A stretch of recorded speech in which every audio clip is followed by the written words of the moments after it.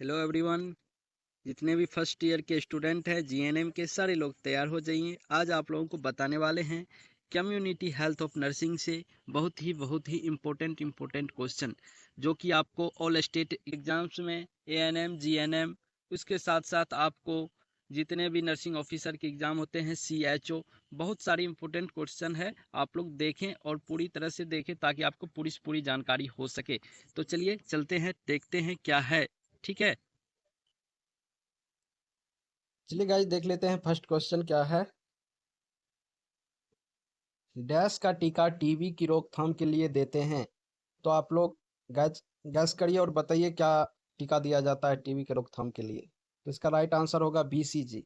Guys BCG का आपको full form भी कहीं कहीं पूछ दिया जाता है और किसी भी एग्जाम में आपको बीसीजी का फुल फॉर्म भी पूछ देता है। तो इसका फुल फॉर्म होता है बेसिलस कैलमेटे गुइरिन। चलिए इसका सेकंड क्वेश्चन देख लेते हैं। एमिनो एसिड की संख्या डैश होती है।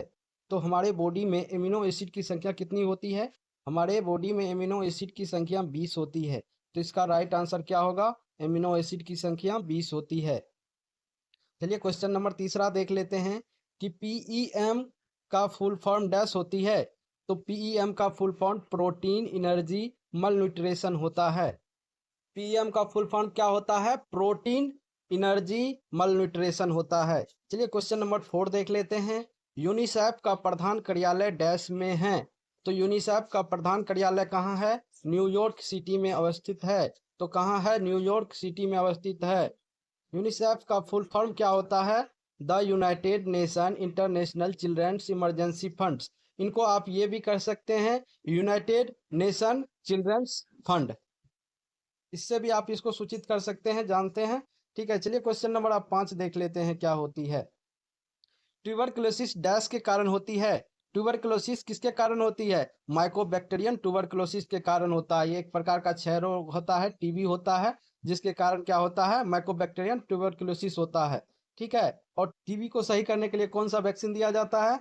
बीसीजी वैक्सीन दिया जाता है। आप लोगों को पहले नंबर क्वेश्चन में बताया था टीबी की रोकथाम के लिए कौन सा टीका दिया जाता है? तो बीसीजी का टीका दिया जाता है। ठीक है, चलिए अब क्वेश्चन नंबर 6 देख लेते हैं।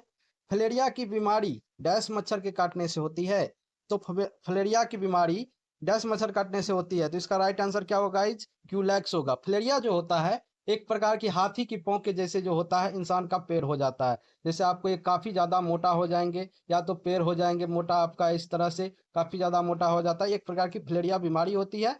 ये कौन सी मच्छर काटने से होती है? क्यूलैक्स मच्छर के काटने से होती है। चलिए क्वेश्चन नंबर 7 देख लेते हैं क्या है। WHO का फुल फॉर्म डैश होता है। तो इसका राइट आंसर आपको देना है और राइट आंसर इसका क्या होगा? World Health Organization. WHO का फुल फॉर्म क्या होगा? वर्ल्ड हेल्थ ऑर्गेनाइजेशन होगा। चलिए क्वेश्चन नंबर 8 देख लेते हैं। WHO की स्थापना डैश ईस्वी में हुई थी। WHO की स्थापना कब हुई थी गाइज? तो WHO की स्थापना 1948 ईस्वी में हुई थी।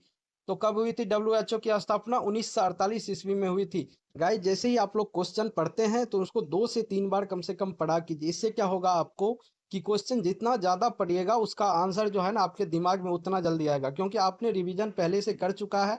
तो आपको क्वेश्चन देखने के बाद जो होगा उसका जो ऑप्शन होता है वो आपको दिमाग में याद आने लगता है कि ये हो सकता है, तब आपको वो राइट आंसर देना होगा। ठीक है, तो चलिए क्वेश्चन नंबर 9 देख लेते हैं। सूखा रोग डैश की कमी से होते हैं। सूखा रोग किसके कमी से होते हैं? तो प्रोटीन एनर्जी के कारण होता है। प्रोटीन और एनर्जी के कारण क्या होता है? सूखा रोग हो जाता है। ठीक है, इसमें क्या होगा? आपका चमड़ी सब क्या हो जाता है? सूख जाता है। ठीक है, चलिए क्वेश्चन नंबर 10 देख लेते हैं। राष्ट्रीय परिवार नियोजन कार्यक्रम भारत में वर्ष डैश में आरंभ, जिसका लक्ष्य जन्म दर को घटाना था। गाइज क्वेश्चन देखिए किस तरह से पूछा जाता है कि आपको घुमा देगा। देख लीजिए, राष्ट्रीय परिवार नियोजन कार्यक्रम भारत में वर्ष डैश में आरंभ, जिसका लक्ष्य जन्म दर को घटाना था। तो क्या था? 1952 ईस्वी में जो है आरंभ किया गया था परिवार नियोजन कार्यक्रम भारत में। ठीक है, इसका लक्ष्य क्या था? जन्म दर को घटाना था। ठीक है, चलिए क्वेश्चन नंबर 11 देख लेते हैं। मलेरिया डैश के कारण होता है। मलेरिया किसके कारण होता है? परजीवी के कारण होता है, पैरासाइट के कारण होता है मलेरिया आपको। ठीक है, चलिए क्वेश्चन नंबर 12 देख लेते हैं। पीने के पानी में फ्लोराइड का अनुकूलित स्तर डैश मिलीग्राम प्रति लीटर होता है। पीने के पानी में फ्लोराइड का जो होता है अनुकूलित स्तर डैश मिलीलीटर प्रति लीटर होता है, मिलीग्राम प्रति लीटर होता है। तो 1.5 ग्राम प्रति लीटर होता है, 1.5 मिलीग्राम प्रति लीटर होता है फ्लोराइड की अनुकूलित मात्रा पानी में, पीने की पानी में। ठीक है, चलिए क्वेश्चन नंबर 13 देख लेते हैं कि क्वेश्चन नंबर 13 में क्या है। आटा, चावल और आलू में मुख्यतः क्या पाया जाता है? आटा, चावल और आलू में मुख्यतः क्या क्या पाए जाते हैं आपको? उत्तर इसका होगा शर्करा, कार्बोहाइड्रेट पाया जाता है। आटा, चावल और आलू में क्या पाया जाता है? कार्बोहाइड्रेट पाया जाता है। दाल में आपको क्या पाया जाता है? प्रोटीन पाया जाता है। उसके बाद इसमें आपको जितने भी तेलीय पदार्थ यूज करते हैं उसमें क्या पाया जाता है? वसा पाया जाता है। ठीक है, चलिए क्वेश्चन नंबर 14 देख लेते हैं। ग्रामीण जनसंख्या रूरल पॉपुलेशन की देखभाल डैश लिए की जाती है? तो राइट आंसर इसका क्या होगा? स्वच्छता एवं स्वच्छ स्वास्थ्य शिक्षा के लिए किया जाता है। रूरल पॉपुलेशन को देखभाल के लिए क्या किया जाता है? स्वच्छता और स्वस्थ शिक्षा का क्या किया जाता है? देखभाल किया जाता है। ठीक है, चलिए क्वेश्चन नंबर 15 देख लेते हैं कि लोहा के दो प्रमुख स्रोत क्या क्या हैं? लोहा के दो प्रमुख स्रोत का नाम बताइए गाइज। तो लोहा का प्रमुख स्रोत पालक है, मांस है। ठीक है, चलिए क्वेश्चन नंबर 16 देख लेते हैं। फल और सब्जियों में डैश पाए जाते हैं? फल और सब्जियों में विटामिन और खनिज पाए जाते हैं। फल और सब्जियों में क्या क्या पाए जाते हैं? विटामिन और खनिज पाया जाता है। चलिए अब क्वेश्चन नंबर 17 देख लेते हैं। क्वेश्चन नंबर 17 में क्या है? नवजात शिशु में टेटनस होने को डैश कहते हैं? तो नवजात शिशुओं में जो टेटनस होते हैं उसको क्या कहते हैं? टेटनस नियोनेट्रम कहते हैं। तो बच्चों में जो होता है टेटनस गाइज, उसको टेटनस नियोनेट्रम कहते हैं। तो आप लोग कमेंट में बताइएगा टेटनस किस कारण से होता है। ठीक है, चिल्ड्रंस तथा एडल्टों में टेटनस किसके कारण होता है? आप लोग कमेंट करके बताइएगा। ठीक है, चलिए क्वेश्चन नंबर 18 देख लेते हैं कि कोलेरा डैश के कारण होता है? कोलेरा डैश के कारण होता है? तो इसका राइट आंसर क्या होगा गाइज? इसका राइट आंसर होगा विब्रियो कोलेरिये। इसका क्या राइट आंसर होगा? विब्रियो कोलेरिये। कोलेरा डैश के कारण होता है? विब्रियो कोलेरिये के कारण होता है। ठीक है, क्वेश्चन नंबर 20 देख लेते हैं। एमिनो एसिड डैश का साधारण रूप होता है? एमिनो एसिड प्रोटीन का साधारण रूप होता है। एमिनो एसिड का साधारण रूप है, उत्तर में होगा इसका राइट आंसर प्रोटीन होगा। ठीक है, एमिनो एसिड को हम प्रोटीन के नाम से भी जानते हैं। ठीक है, 1 ग्राम वसा से डैश कैलोरी ऊर्जा मिलती है? 1 ग्राम वसा से कितना कैलोरी ऊर्जा मिलती है? 9 कैलोरी ऊर्जा मिलती है। 1 ग्राम वसा से 9 कैलोरी ऊर्जा प्राप्त होती है हमारी बॉडी को। ठीक है, चलिए क्वेश्चन नंबर 22 देख लेते हैं कि पानी की अस्थायी कठोरता का कारण डैश होता है? तो पानी का अस्थायी कठोरता का कारण क्या होता है? मैग्नीशियम सल्फेट और कैल्शियम सल्फेट होता है। पानी की अस्थायी कठोरता का कारण क्या होता है? मैग्नीशियम और कैल्शियम सल्फेट के कारण होता है। ठीक है, और चलिए क्वेश्चन नंबर 23 देख लेते हैं। विटामिन ई का दूसरा नाम क्या होता है? विटामिन ई का दूसरा नाम आपको टोकोपेरोल्स होता है। टोकोपेरोल्स होता है। विटामिन ई का दूसरा नाम क्या होता है? टोकोपेरोल्स होता है। ठीक है, चलिए क्वेश्चन नंबर 24 देख लेते हैं कि बच्चों को माँ के दूध से धीरे धीरे छुड़ाने को कहते हैं? बच्चों के माँ के दूध से धीरे धीरे छुड़ाने को क्या कहते हैं? वीनिंग कहते हैं। वीनिंग कहते हैं। बच्चों को माँ से दूध से धीरे धीरे छुड़ाने को क्या कहते हैं? उस प्रक्रिया को वीनिंग कहते हैं। वीनिंग कहते हैं। चलिए क्वेश्चन नंबर 25 देख लेते हैं। जल की अस्थायी कठोरता डैश के बाइकार्बोनेट से होती है? कैल्शियम व मैग्नीशियम। कैल्शियम बाइकार्बोनेट या मैग्नीशियम बाइकार्बोनेट के द्वारा क्या होता है? जल की अस्थायी कठोरता होती है। चलिए क्वेश्चन नंबर 26 देख लेते हैं। डैश टीका क्षय रोग की रोकथाम के लिए दिया जाता है? डैश की टीका क्षय रोग, जिसको टीबी भी कहते हैं, कि रोकथाम के लिए दिया जाता है? तो क्या दिया जाता है? बीसीजी का टीका दिया जाता है। आपको फर्स्ट क्वेश्चन में भी मैंने बताया था, बीसीजी का टीका दिया जाता है। चलिए क्वेश्चन नंबर 27 देख लेते हैं। विश्व राष्ट्र संगठन की स्थापना वर्ष डैश में हुई थी? 1948 ईस्वी में हुई थी। विश्व राष्ट्र संगठन की स्थापना वर्ष डैश में हुई थी? 1948 ईस्वी में हुई थी। चलिए क्वेश्चन नंबर 28 देख लेते हैं कि विश्व स्वास्थ्य संगठन का मुख्यालय डैश में है? तो इसका राइट आंसर क्या होगा गाइज? इसका राइट आंसर होगा जेनेवा।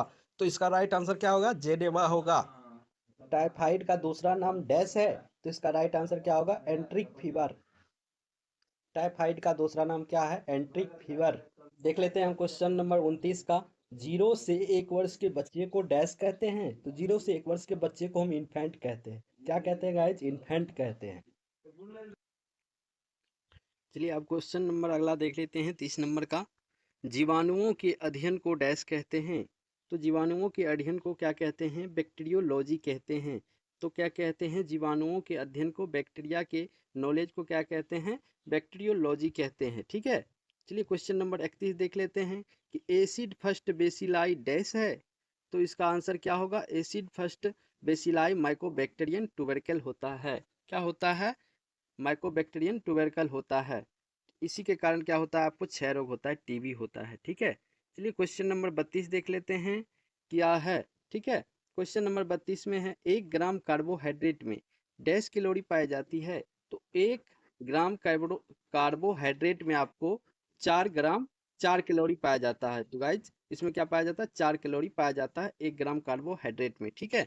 चलिए अब क्वेश्चन नंबर 33 देख लेते हैं। कोल्ड चेन में तापमान डैश से डैश रखा जाता है। तो कोल्ड चेन में तापमान आपको -20 डिग्री सेल्सियस से 8 डिग्री सेल्सियस के बीच रखा जाता है। कोल्ड चेन क्या होता है गाइज?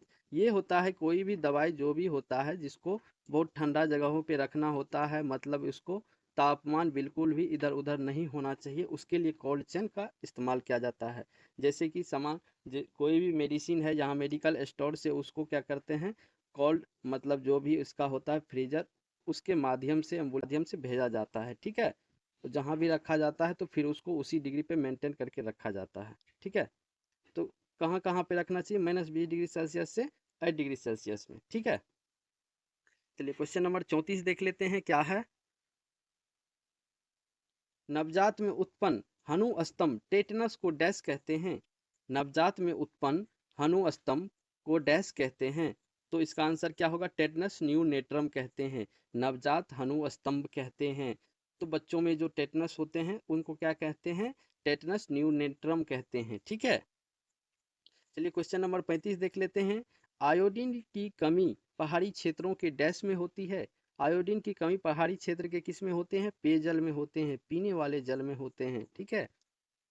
चलिए क्वेश्चन नंबर अब 36 देख लेते हैं कि विटामिन ई को डैश भी कहते हैं। तो विटामिन ई को क्या कहते हैं? टोकोपेरोल कहते हैं। क्या कहते हैं? विटामिन ई को टोकोपेरोल कहते हैं। ठीक है। चलिए अब क्वेश्चन नंबर 37 देख लेते हैं।